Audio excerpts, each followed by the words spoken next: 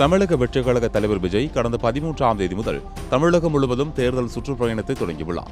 முதல் நாளான 13ஆம் தேதி திருச்சியில் பிரச்சாரம் செய்தார். பின்னர் கடந்த வாரம் நாகப்பட்டினம் மற்றும் திருவாரூர் மாவட்டங்களில் விஜய் சுற்றுப்பயணம் மேற்கொண்டார். 3வது கட்ட பிரச்சாரம் சென்னை, திருவள்ளூர் ஆகிய மாவட்டங்களில் நடைபெறுவதாக அறிவிக்கப்பட்டது. ஆனால் சென்னை பிரச்சாரம் வேறொரு தேதிக்கு மாற்றப்பட்டது. அதாவது 3வது கட்ட பிரச்சாரம் நாமக்கல் மற்றும் கரூர் மாவட்டங்களில் பிரச்சாரம் செய்ய உள்ளதாக அறிவிக்கப்பட்டுள்ளது. 27ஆம் தேதி காலையில் நாமக்கலிலும் பின்னர் கரூரிலும் பிரச்சாரம் செய்ய உள்ளாராம்.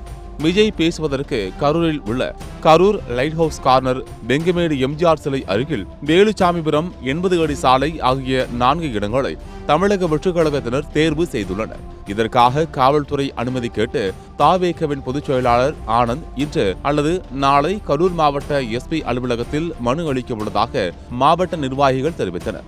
ஏற்கனவே விஜய் பிரச்சாரம் செய்யும் பகுதிகளில் போலீசார் கடும் நிபந்தனைகளுடன் அனுமதி அளித்து வருகின்றனர்.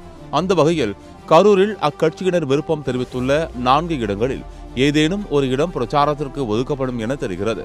விஜய் கரூர் வருகையை முன்னிட்டு ரசிகர்கள் மற்றும் தொண்டர்கள் உற்சாகம் அடைந்துள்ளனர்.